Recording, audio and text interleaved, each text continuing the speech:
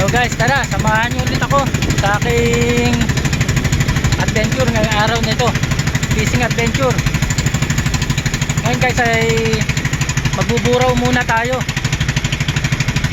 O sa ibang lugar ay salitang, ano bang tawag nyo sa lugar sa lugar nyo guys, kung ano tawag nyo sa isdang buraw.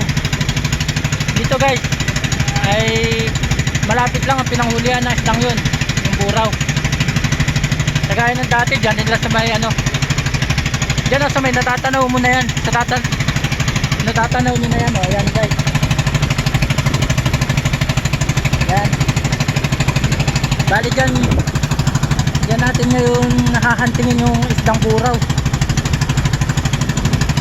At kagaya ng dati guys, ako lang ulit mag-isa ngayon. Ayan o guys, ganda ng panahon ngayon. Ayan o. Sana guys, swertein tayo. Update ko kayo mamaya guys. Okay.